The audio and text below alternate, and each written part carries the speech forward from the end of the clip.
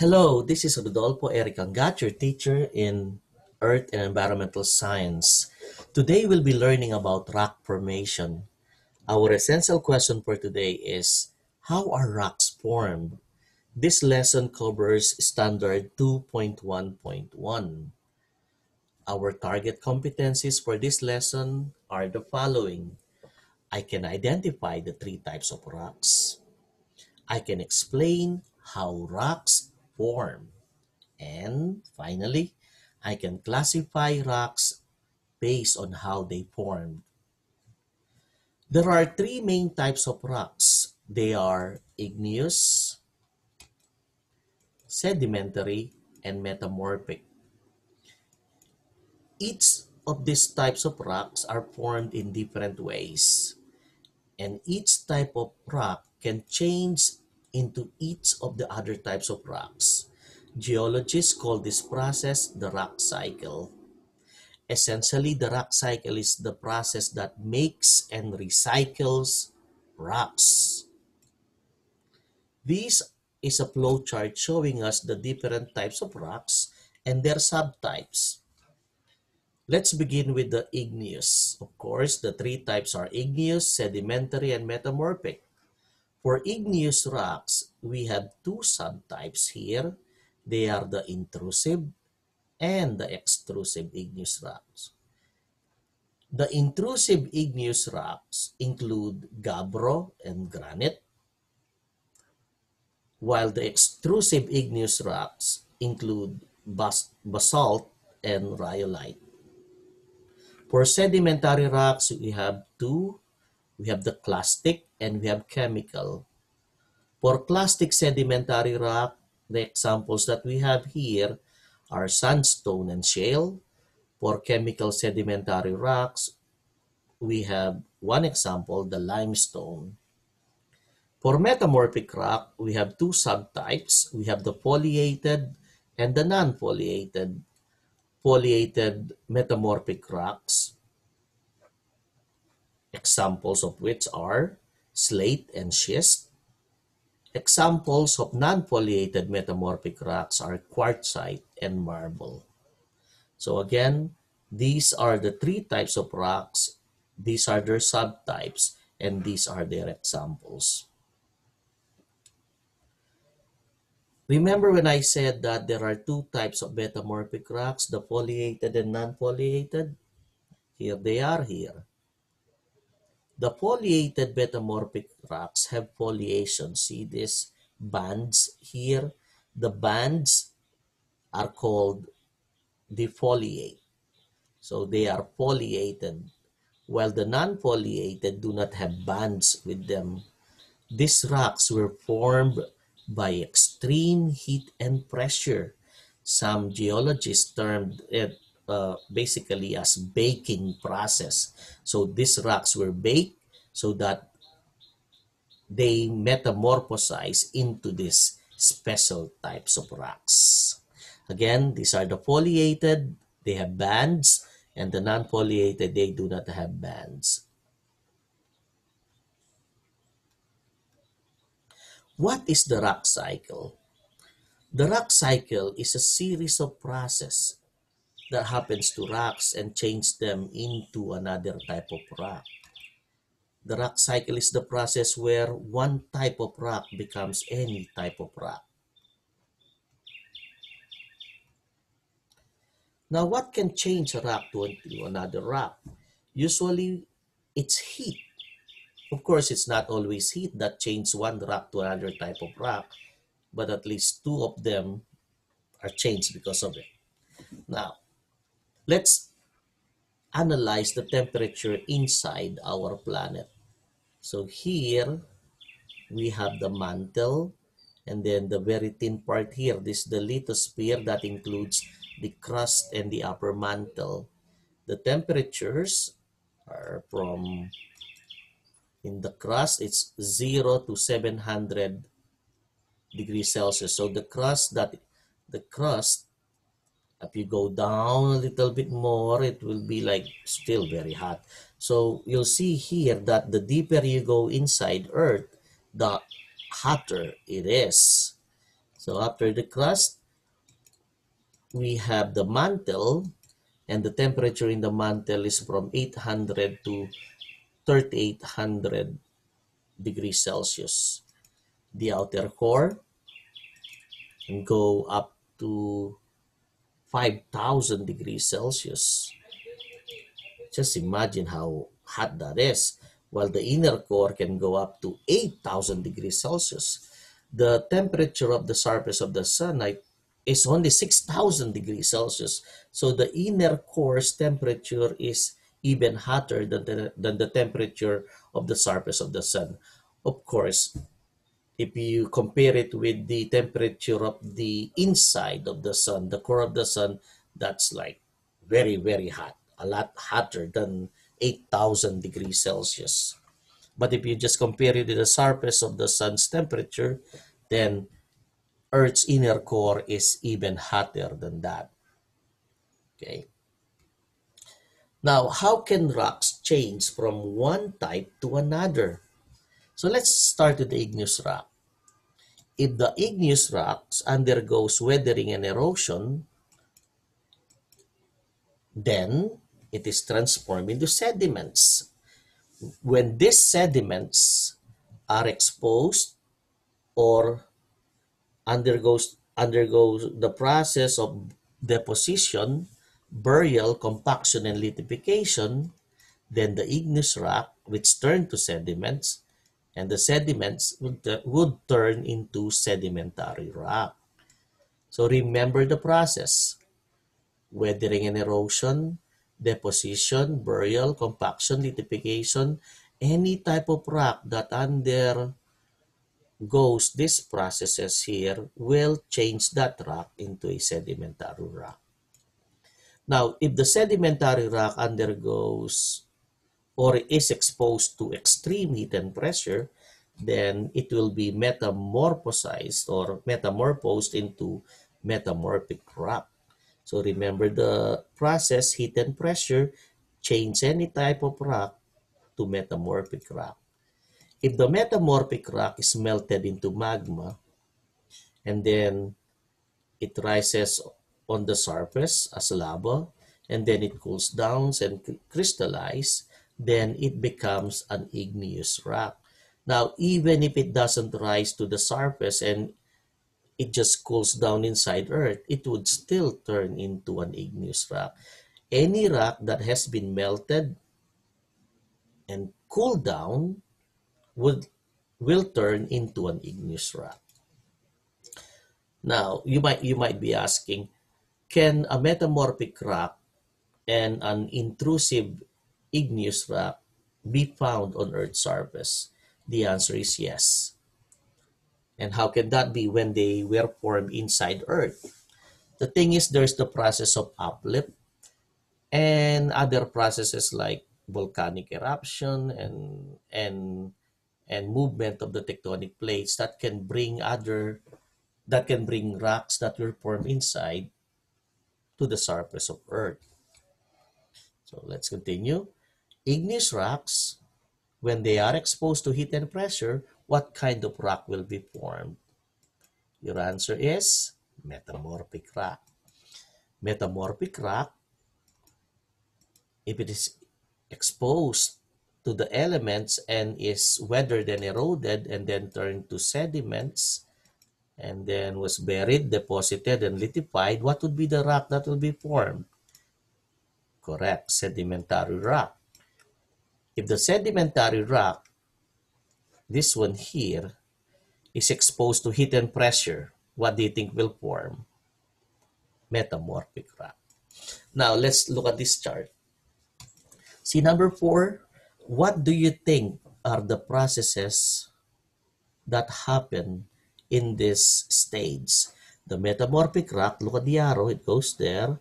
The sedimentary rock goes there to number 4. The igneous rock goes to number 4. And then sediments were formed. So metamorphic rocks became sediments, sedimentary rocks became sediments, igneous rocks became sediments. What is the process that can turn all these rocks into sediments?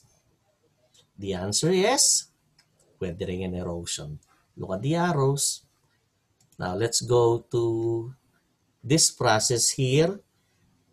Sediments, they turn to sedimentary rock. What can turn sediments to sedimentary rock? Of course, we have deposition, burial, lithification, and cementation. Now, how about for number 1? See this one here? What happens here is called cooling and crystallization. Why is it cooling and crystallization? Because this is magma, it's molten rock, and then it became igneous rock, a solid igneous rock. So how can the molten rock turn into a solid rock? It needs to cool and crystallize to become an igneous rock. So number 1 process is cooling and crystallization. How about number 2? It's a metamorphic rock and then it became magma. What do you think is the process that happened there in number 2? So it melted into magma. So one way that the metamorphic rock can melt into magma is through the process of subduction, which we've learned when we discuss about plate tectonics. Okay. How about number 3? The sedimentary rock right here became a metamorphic rock. Even the igneous rock, see the arrow, became a metamorphic rock. What could be the process in number 3? The answer is heat and pressure. Okay. Now, these are the 2 types of igneous rocks. We have the extrusive igneous rocks, and they are formed from Earth's surface or from cooled lava. They cooled rapidly that crystals did not have time to grow. The second type of igneous rocks are the intrusive igneous rock. They are formed from Earth's subsurface or inside the Earth, and they form from cooled magma. They cooled slowly, thus crystals had time to grow bigger. Of course, there's another type of igneous rock which we call as the plutonic rock, and this cooled longer, and that's why they have the biggest crystals. But for now, we'll be trying to focus on the 2 types of igneous rocks, the extrusive, which are formed on Earth's surface, and they have big crystals, and the intrusive, which are formed inside Earth, and they have bigger crystals. Oh, I have to retract what I said about the extrusive. The extrusive are formed on Earth's surface, and they have small crystals, and the intrusive, they have bigger crystals because they cooled slowly. So extrusive, small crystals, intrusive, bigger crystals, okay, or minerals. Now, look at this one. The one on the left are extrusive igneous rocks. The one on the right are intrusive igneous rocks. Compare their crystals. Look at this granite here. It has feldspar, mica, and quartz. And the minerals of this granite rock are very, very evident compared to the basalt. The minerals are also present, but they are so scattered and so small that you don't even notice them. The reason why the minerals of this rock here are so small is because the minerals did not have time to grow due to rapid cooling, while the minerals here had time to grow because the cooling happened slowly. So again, intrusive igneous rock, granite; intrusive igneous rock, diorite; intrusive igneous rock, gabbro; extrusive igneous rock, rhyolite; extrusive igneous rock, andesite; and extrusive igneous rock, basalt. Now, see the mafic and felsic? So mafic are darker rocks or darker igneous rocks, while felsic are lighter igneous rocks because of the minerals that they contain. So mafic are darker, felsic are lighter. Intrusive rocks or intrusive igneous rocks have bigger crystals, or they are also called coarse grain, because they cooled slowly and had more time to grow their minerals. So these are the felsic rocks. They're lighter, like granite, while the intermediate are in between, and then the darker rocks are the mafic, and they are rich in iron and magnesium. Now, the types of igneous rocks, the extrusive, they're glassy, they're shiny because of their glassy appearance. Some of them have porous appearances like the pumice. And then we have the intrusive. They have bigger crystals. Of course, the one with the biggest crystals are the plutonic igneous rocks because they cool very, very, very slowly. Now, intrusive igneous rocks are formed inside Earth. So these are intrusive. Extrusive igneous rocks are formed on Earth's surface, just like what is happening in the mid-ocean ridge in the Atlantic Ocean. So this lava here cools down rapidly and forms what we call as basalt rock that makes up most of our ocean floor.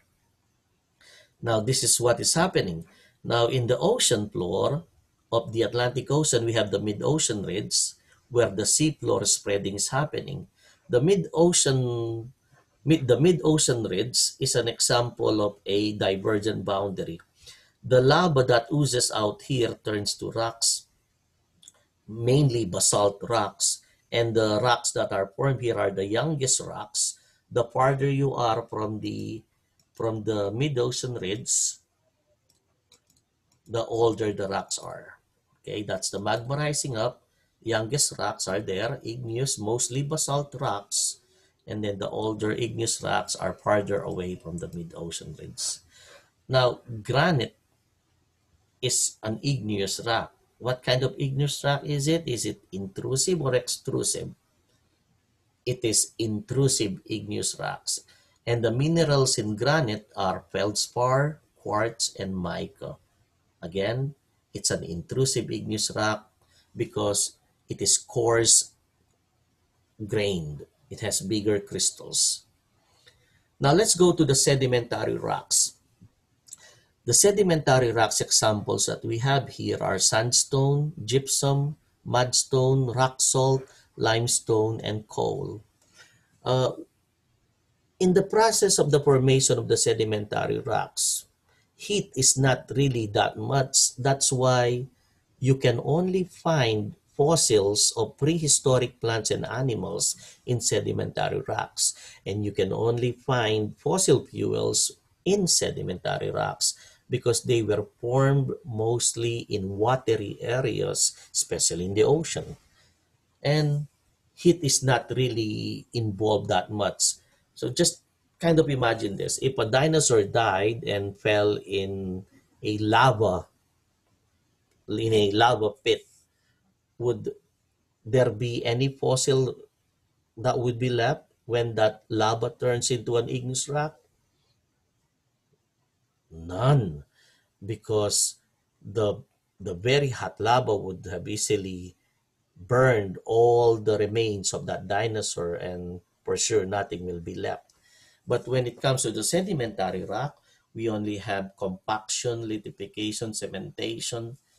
So the prehistoric living organisms gets compacted and pressed and gets preserved, and that is how the fossils are formed.